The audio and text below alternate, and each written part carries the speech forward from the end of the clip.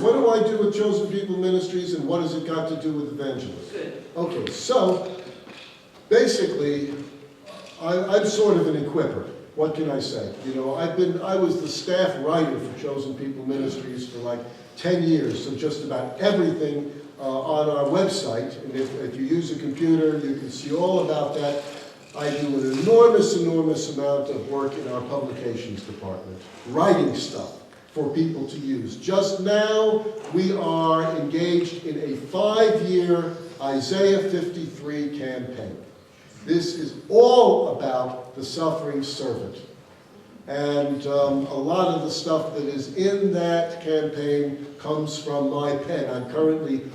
We're currently producing in conjunction with Day of Discovery an evangelistic video that is based on Isaiah 53, and I'm writing the study guide that people who invite other Jews to Jewish people to view the video and go through the material. I'm writing at least a great deal of the stuff that is going to be used there.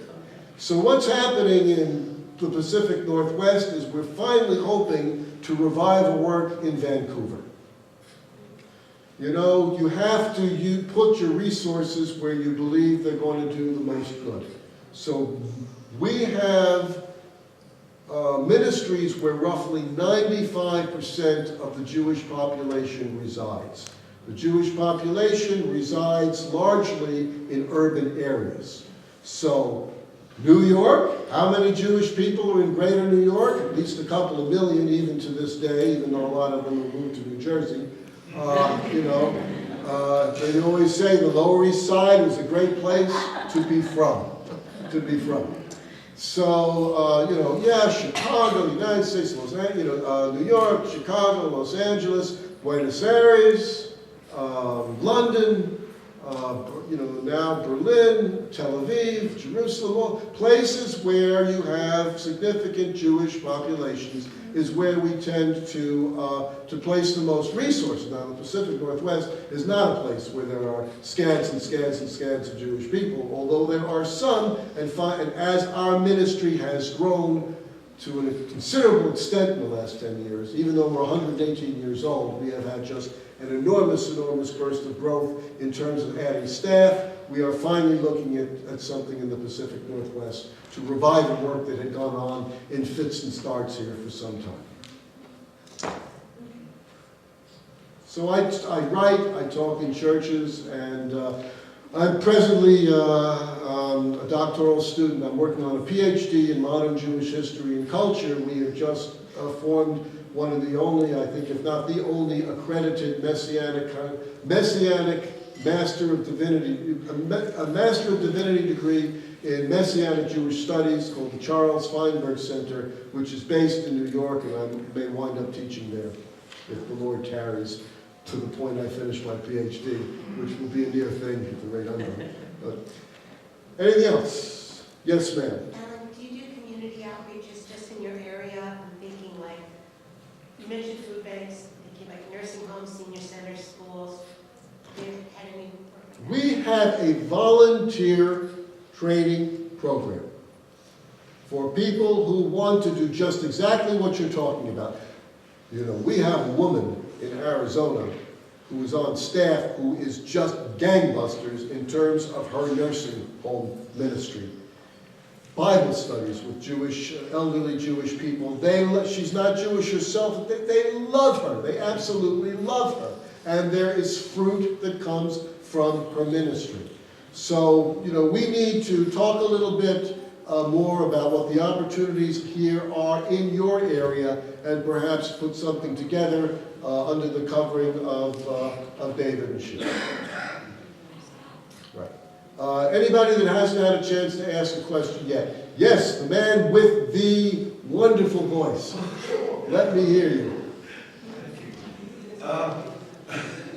Well, the question I have is, what should be the role of the Messianic Christian for the Philippines? Since, I don't know, not many of you probably know that the Philippines is predominantly a lot of Catholics that really believes in idolatry. There are Christians there, there are Lutherans, there's Baptisters, but the majority are mostly Catholics, and nothing against Catholic, because I grew up being a Catholic.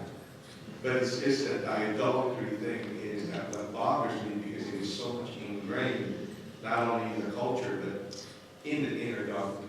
Right. It's such a stronghold, and I think it's one of the reasons why the Philippines is being held up, or it's a stronghold.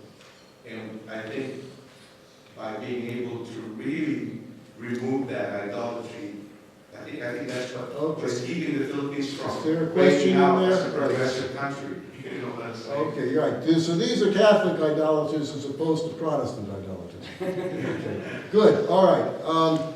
Listen, if you try to do too many things, you can't do anything well. I would say anybody that's called to go to the Philippines and to minister to them, they certainly have our blessing, but that is sort of beyond the purview of what Chosen People Ministries does.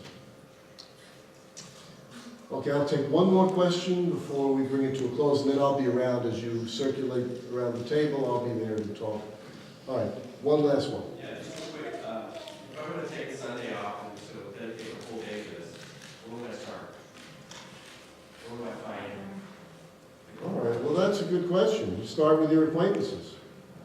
Okay, now if you don't have any acquaintances, we need to pony up and see what's available in terms of what we can do to help equip you as a volunteer. I'm sure run into a few that'll say, this is what I'm going here. Well, Where you're fine, first thing, we have just absolutely a ton of wonderful training resources, through our website. It's a good place to start. And there's a nice little book back there that's very inexpensive called How to Witness to the Jewish People. All right, last one, because she's so nice. What do full-time missionaries do? Boy, depending on where they are, they do. There is campus ministry. There is the old-fashioned, regular, door-to-door, visitation ministry. Messianic, congregations that draw people in. Helping ministries. We have the food pantries in Tel Aviv and in Jerusalem, children's camps, just a whole panoply of things that are done, targeted to different populations and different age groups. There's going to be an enormous Messianic youth gathering called Mukham, which means prepared in Hebrew. I think it's going to be in Berlin, I'm not sure. So we just do an enormous amount of things. And Chosen People Ministries is very freewheeling. Somebody has an idea and can find the funding for it, and it seems to be good to them and to the Holy Spirit, then it can be done. All right, well that's it. I'm going to vacate the beamer right now, and I'll be there with you at the end of the service. Thank you very much.